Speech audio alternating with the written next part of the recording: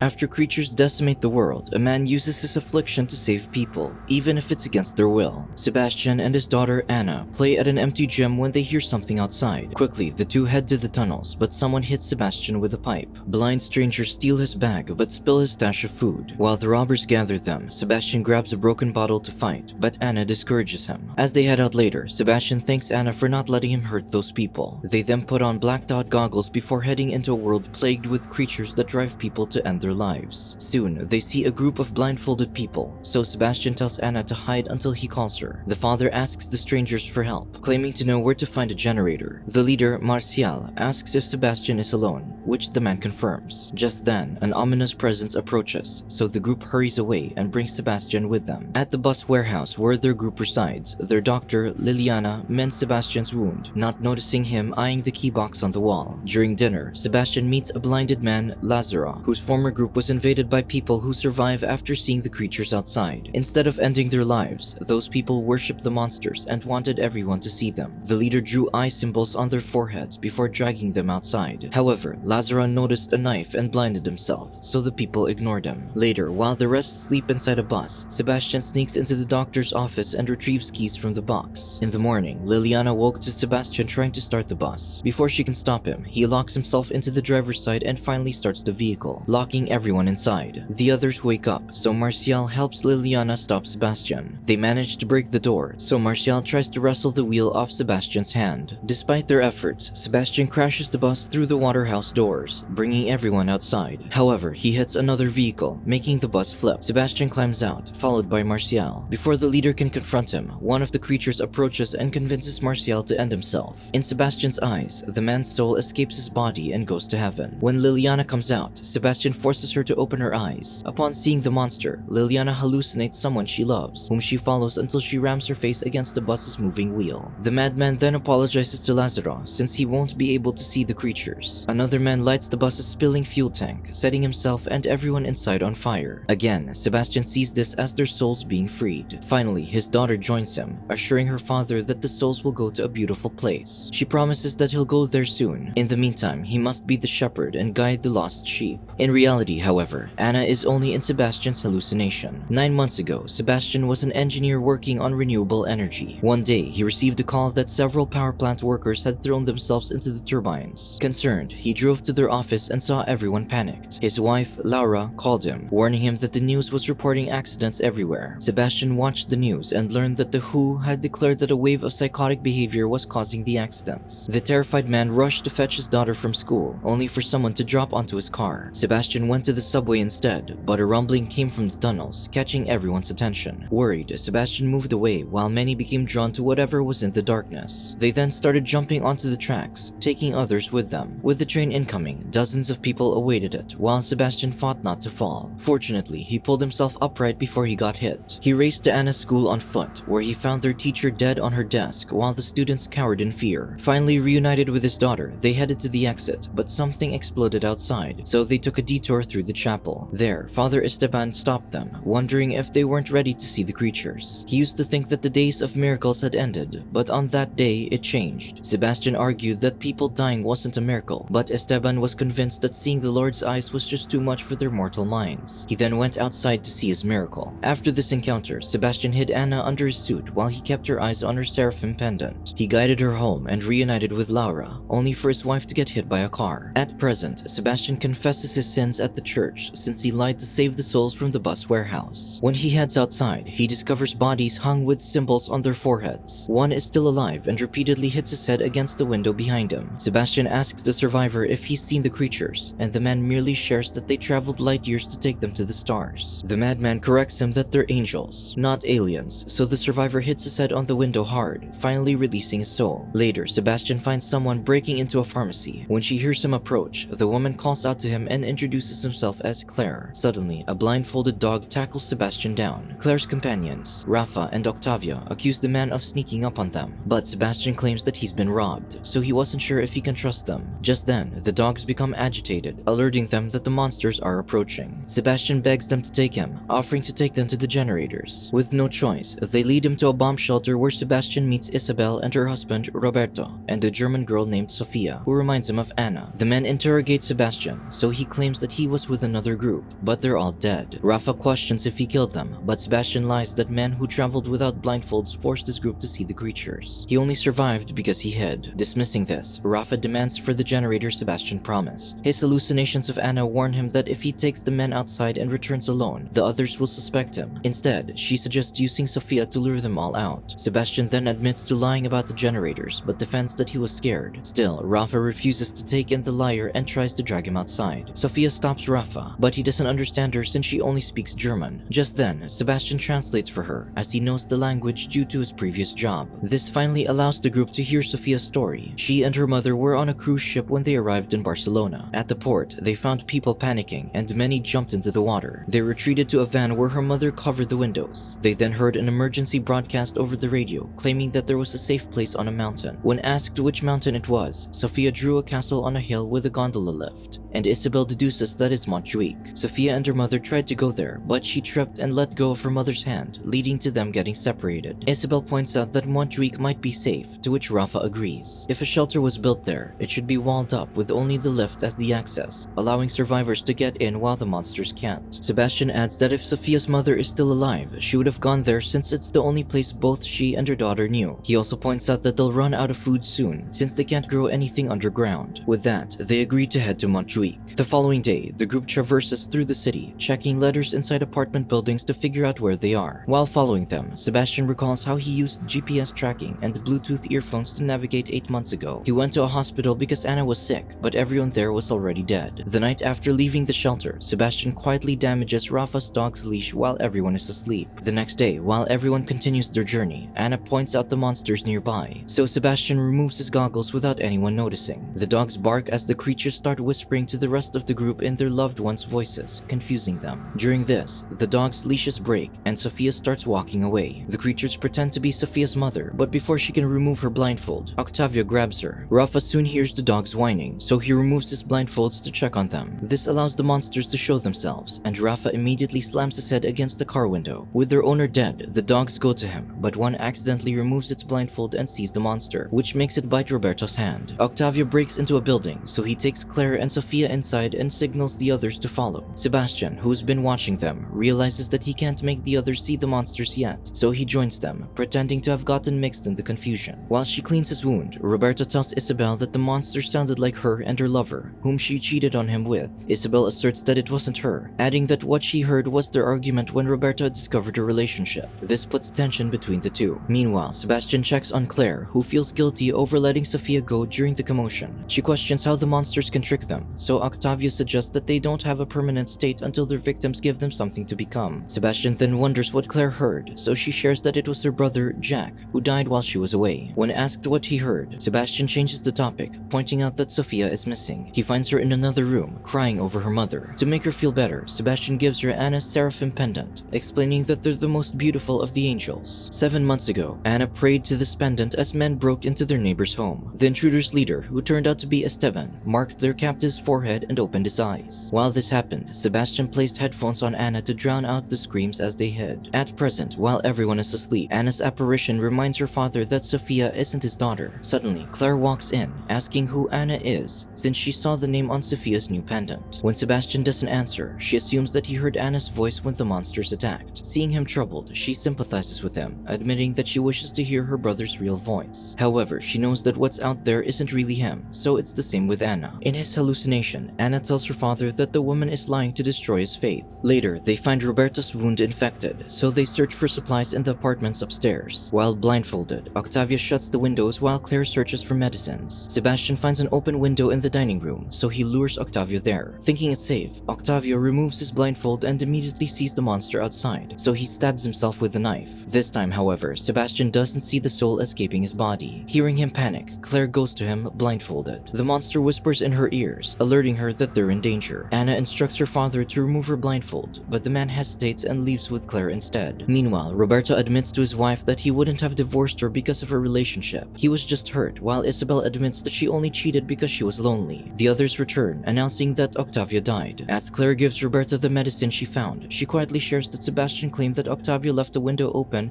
and got himself killed. However, she admits that she's not sure if he's telling the truth. During this, Sebastian tells Anna that he didn't see Octavio's light. His daughter blames him for losing his faith, but the man questions if he's really the shepherd or the wolf. The group eventually continues their journey, and as they pass an alley, Sebastian, who can still see through his goggles, sees clues that Esteban's group is around. Just then, a man on a motorcycle blocks their path, so Sebastian pulls the rest, guiding them to escape. However, Roberto gets hit by the motorcycle, so Isabel rushes to him. Claire pleads to go back for them, but the wind picks up, alerting them that the monsters are close. As Esteban approaches the couple, they decide to end things on their terms. They remove each other's blindfolds and kiss one last time before the monsters take them. Upon entering a building, Claire steals Sebastian's goggles and discovers that he can see through them. This confirms that the man has seen the monsters and survived. While Claire shouts accusations at him, Anna tells her father to open the door and let the monster in. She promises they can finally be together after he saves Claire and Sophia. However, Sebastian screams, conflicted about what to believe. Claire and Sophia rush upstairs, so Sebastian chases after them. Cornered, the two put their blindfolds back on and exit to the rooftop. When they reach the ledge, Sebastian approaches, so Claire swings an antenna at him. He grabs her weapon, making the woman fall, but she luckily lands on the scaffoldings below. The man then approaches Sophia and moves to remove her blindfold as Anna urges him on. However, he recalls his daughter died, so he begs the apparition to stop. Hearing him speak, Sophia asks if he's talking to Anna. This makes him look at the pendant she's wearing, which reminds him of his real daughter. Sebastian hugs Sophia instead, refusing to let her suffer the same fate as Anna did. On Anna's last birthday, Sebastian surprised her with birthday candles, unaware that someone saw the light from outside. As they celebrated, men broke into their home and knocked the father out. When he woke up, he and Anna were on the rooftop. Esteban marked Anna's forehead before opening her eyes despite her father's pleas. Upon seeing the monster, Anna smiled, claiming that it was beautiful. Fearing for her, Sebastian opened his eyes and saw her going to the ledge. The father raced to save her, but he was too late. Grieving, the man faced Esteban, but before he could attack, he saw the creature, which returned Anna to his side. In the present, Sebastian takes Claire and Sophia back inside. He promises to guide them to the castle since he can see, but the woman points out that it's precisely why they can't trust him. To convince them, the man admits that Anna was his daughter, and this grief made him think that he was chosen for a greater purpose. Now he knows that he was just broken, and he wants to repent by saving Sophia. Before Claire can answer, Esteban's people break into the building, so they head out. However, one woman notices and follows them. Sebastian puts his goggles back on to pretend to be helpless as the woman confronts them. He defends his companions from her, and in the struggle, the woman removes his goggles and realizes that he's seen the monsters but chose to defy them. Because of this, she attempts to blind him for good, but he throws her off the building, killing her. The group then gets into a car and drives off while their enemies are on their tails. Soon, they reach the tower to the lift that'll take them to Montjuic. Sebastian then places a cloth into the car's fuel tank and lights it on fire. Esteban's group arrives, but the vehicle explodes, blocking the path. Sebastian then instructs Claire to take Sophia to the castle while he'll hold the others off. With heavy hearts, the two leave him behind. Finally, Sebastian faces his daughter's killer. Esteban asks why he abandoned them, so the father reminds him that they killed Anna. The priest asserts that he's following the Lord's will, but Sebastian argues that the monsters are controlling him. Meanwhile, Sophia nearly falls due to a broken step, so Claire realizes that they can't traverse safely this way. With this, the woman removes her blindfold, taking the risk to guide her companion. They reach the top, but the power won't activate. Instead, Claire notices a bell hanging before them and realizes that it serves as a signal. She rings the bell, hoping that those on the mountain can activate the lift. However, this also alerts the monsters, who climb to their location. Suddenly, the cable car ride activates, so Claire puts her blindfold back on and leads Sophia. However, the monster's voices distract her, making her release her companion's hand. Meanwhile, Anna's image appears again. She climbs over the burning car, insisting on completing their mission. Refusing to be fooled, the man rams a metal rod into the apparition, which turns out to be Esteban. At the top, Claire desperately searches for Sophia when she hears the pendant clicking against her button. This allows her to reach the girl before she falls off the tower. Sensing that the floor is broken, Claire carries Sophia and counts the time when the rides arrive and leave. During this, Esteban stabs Sebastian with a wooden stake, taunting him that he won't survive. The man accepts this, as long as his companions are safe.